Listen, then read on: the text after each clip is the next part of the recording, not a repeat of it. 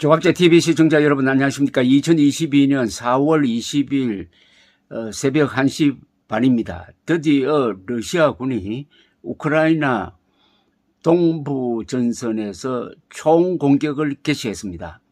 현재 단계에서는 포병의 포격이 계속되고 있습니다. 그리고 미사일 포격, 여기에 전투기가 가담해가지고 동부 전선에 배치된 우크라이나 진지를 맹공격하고 있고, 그 다음에 미사일을 동원해서는 키이우 그리고 르비브 등 상당히 멀리 떨어져 있는 서부 지역까지 공격을 하고 있습니다.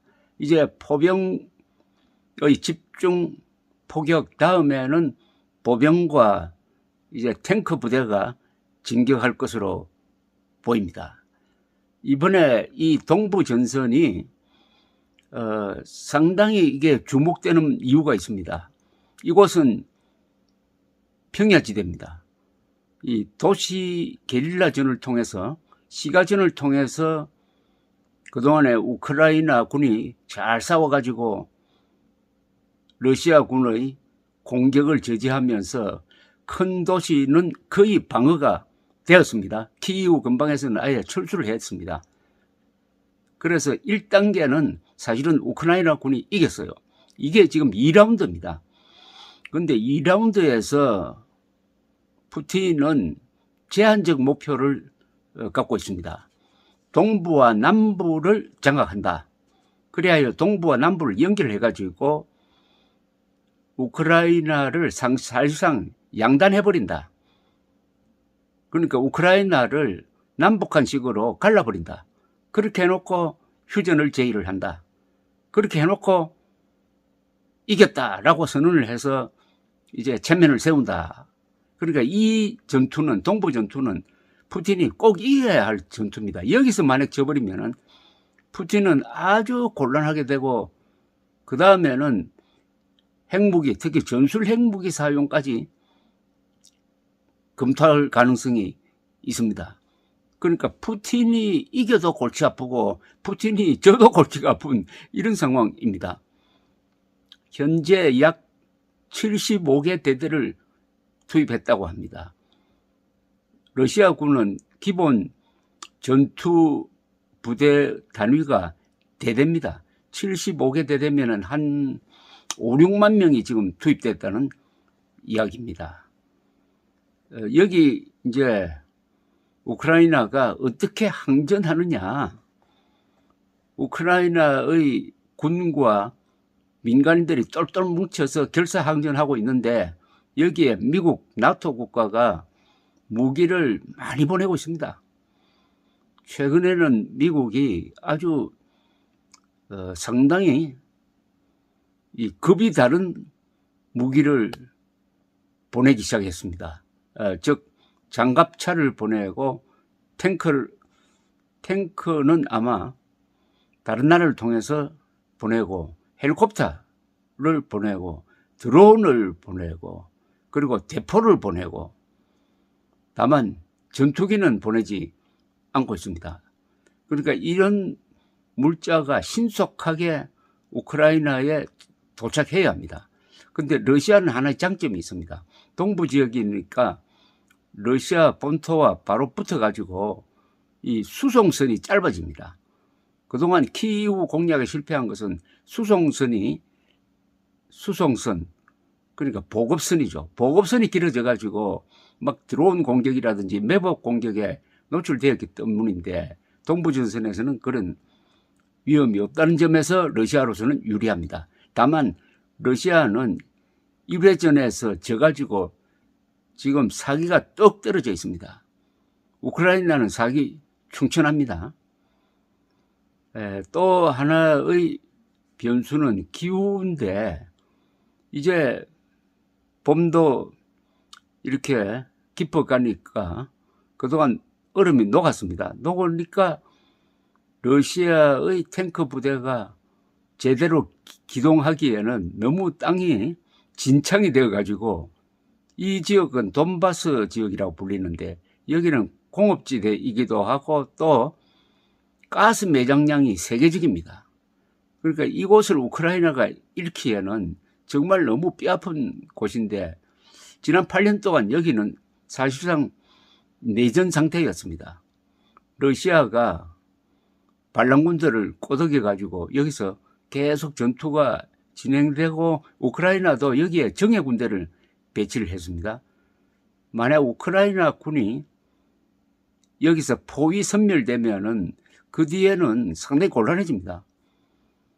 키이우를 방어할 군대가 사라지면 어떻게 되겠습니까? 러시아군이 대공세를 동부전선에서 시작한 것과 함께 지금 남부에서는 마리우폴에서 처절한 우크라이나의 항전이 계속되고 있습니다. 마리우폴이라는 도시는 흑해에 면한 제2의 항구 도시입니다. 인구가 50만 명이었고 거기는 유럽 최대의 제철소가 있었습니다. 러시아군이 포위 공격을 해도 끝까지 지금 우크라이나군이 항전하고 있습니다. 그 사이에 무자비한 민간 지역 포격 내지 폭격으로 아마 10,000명 이상이 죽었다, 2만 명까지 죽었다는 이야기가 지금 나오고 있습니다. 그리고 많은 사람들이 피난 가고 해가지고 이 도시에는 한 10만 명 정도 남아 있는데 점점 우크라이나 군이 불리해지고 있습니다. 고립되고 있습니다. 지금 이 제철소에 들어가서 거기서 항전을 하고 있습니다. 근데 이 제철소가 매우 큽니다. 한 6평방킬로미터 좀 되니까 도시 속에 도시고 여기 공장 시설이 복잡하게 되어 있는 데다가 지하 시설이 아주 잘 되어 있다고 합니다. 민간인들 한 1,000명까지 거기 지금 피난을 가 있고 수천 명의 우크라이나 군이 그 제철소에 들어가서 끈질기게 버티고 있습니다. 그 중에는 아조프 대대라고 불리는 아주 정예군이 있는데 이 아조프 대대는 우크라이나 군 소속으로 봐야 될지 좀 애매한데 이 독자성이 매우 강한 부대입니다. 그래서 아주 끝까지 저항을 하고 있습니다.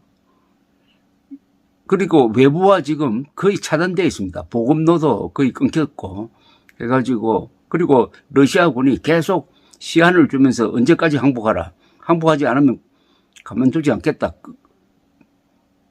절멸시키겠다. 이렇게 나오고 있는데 항복을 거부하고 있습니다. 아주 영웅적 투쟁을 하고 있습니다. 이게 2차 세계대전에 아주 전환점이 되었던 1942년에서 43년에 걸친 스탈린그라드 결정과 좀 비슷합니다. 그때는 독일군이 스탈린그라드 시내를 거의 다 점령을 했습니다. 지금 마리우폴처럼. 그때도 큰 공장에서 러시아군이 버티었습니다. 그러는 사이에 러시아군이 이 독일군 제6군입니다만 그걸 역포위를 했습니다. 그래서 마지막에 여기서 독일군이 끝까지 저항하다가 항복했습니다. 약 20만 명이 전사하고 10만 명이 포로가 되었는데 그 10만 명 중에서 살아서 독일로 돌아간 사람은 5천 명밖에 없었다고 그럽니다. 그러니까 30만 명이 완전히 거기서 사라져버린 거죠. 이게 2차 세계대전의 전환점이 되었습니다. 스탈린그라드는 그렇게 쑥대밭이 되었지만 그걸 지키는 과정에서 이 독일군의 출혈이 너무나 심했는데 마리우폴도 그런 역할을 하고 있습니다. 상당수의 러시아군을 붙들어 잡고 있습니다. 그 다음에 이 마리우폴이 앞으로 이 전사에 남을 만한 역할을 하게 될 것이고 우크라이나 사람들은 마리우폴에서 끝까지 싸운 사람들을 영웅으로 기리게 될 것입니다. 이스라엘에도 이런 비슷한 일이 있습니다. 이스라엘에서 서기 한 70년, 72년, 73년 이 무렵에 유대인들이 로마에 저항했습니다. 대규모 저항을 했습니다. 그때 저항군이 유대인 저항군이 마사다라는 이 일종의 이 요새처럼 생긴 이 고원지대로 들어가서 거기서 싸웠습니다. 저도 마사드에 가봤습니다. 이 사해, 뎃시죠. 사해가 내려다 보이는 한 400m, 표고 400m의 이 고원지대처럼 생긴 그 꼭대기에서 900몇 명이 끝까지 저항을 하는 사이에 로마 군단 15,000명이 포위를 해가지고 3년 동안 공격을 했습니다. 마지막에 이 960명 되는 유대인 저항군이 집단 자살을 합니다. 가족 다 불러놓고 대장이 이렇게 선언을 합니다. 우리가 힘이 있을 때 우리 스스로 우리의 운명을 결정하자. 자유민으로서 죽자. 아이들까지 다 죽였는데 7명이 살아남아서 그동안 그 안에 있었던 이야기를 기록으로 전했다고 합니다. 기록으로 전하는 게 아니라 이 말로 전하는 것을 나중에 받아 쓴 사람이 있었습니다만은. 그래서 요사이도 이스라엘 군대는 특히 기갑부대는 이 신병이 들어오면은 신병 훈련을 하고 그 수료식을 마사다에서 합니다. 마사다에서 할 때 이렇게 부르짖습니다. 마사다는 2번은 함락되지 않을 것이다. 마사다는 다시는 함락되지 않을 것이다. 라고 부르짖는다고 합니다. 마리우폴도 우크라이나가 망하지 않고 계속 국가로서 생존한다면은 스탈린그라드나 이 마사다처럼 우크라이나 사람들의 가슴에 남아있을 것이라고 생각합니다. 지금 우크라이나 전쟁을 보면서 한국인들이 여러 가지 교훈을 얻게 됩니다. 이 민족은 있는데 국가를 만들지 못해가지고 고생하는 사람들이 있습니다. 우크라이나 사람들이 그렇죠. 지난 1000년 동안 국가다운 국가를 만들지 못했습니다. 그러다가 91년 이후에 처음으로 제대로 된 국가를 만들어서 31년 동안 민주주의를 나름대로 발전시키고 하는데 그게 눈의 가시로 여기는 푸틴이 그 민주주의가 미워서 지금 이런 잔악무도한 전쟁을 시작한 겁니다. 유대인도 그 머리 좋은 사람들이 2000년 동안 국가를 만들지 못해가지고 완전히 동네복으로 여기서 맞아 죽고 저기서 맞아 죽고 하다가 히틀러한테 걸려가지고 600만이 죽고 나서 이를 악물고 나라를 세운 게 이스라엘 아닙니까? 또 쿠르드족도 있습니다. 쿠르드족은 수천만 명이나 되는데 저 흩어져 살고 있습니다. 시리아, 터키, 이라크에 흩어져 살고 있는데 국가를 만들지 못해가지고 지금까지 저런 고생을 하고 있습니다. 이게 뭐냐? 아무리 민족 앞세워도 국가가 없으면은 그 민족이 탄압받는다 이거죠. 그런데 한국에서는 이 민족주의를 앞세우는 세력이 있습니다. 바로 북한 공산주의자와 남한의 종북 세력이 민족이 국가보다 우선한다 이렇게 생각합니다.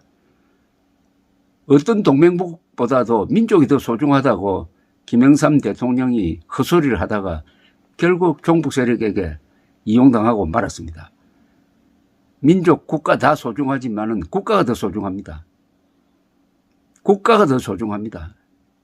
그러니까 반일 종족주의 같은 거 이런 거는 민족을 국가보다 더 우선시 해가지고 민족 통일을 위해서는 국가가 희생돼야 된다. 국가가 희생돼야 된다는 말은 자유민주주의도 희생되어야 한다. 남북 통일을 위해서는 우리가 굳이 자유민주주의 이거 지킬 필요 없다. 북한의 사회주의와 적당히 섞으면 된다. 이게 연방제 통일입니다. 문재인 정권, 문재인 대통령 머리에 그런 가짜 민족주의가 들어가 있어가지고 이 사람이 연설할 때 보면은 뭐 민족, 평화, 개혁 이런 이야기는 많이 나오는데 자유란 말이 나오지 않아요. 자유란 말이. 그런 가짜 민족주의 시대를 이제는 청산하고 이제는 자유통일 시대를 열어야 할 시점에서 바로 그 교과서 같은 일이 지금 우크라이나에서 벌어지고 있습니다. 민족, 국가 다 소중하지만은 국가가 더 소중합니다.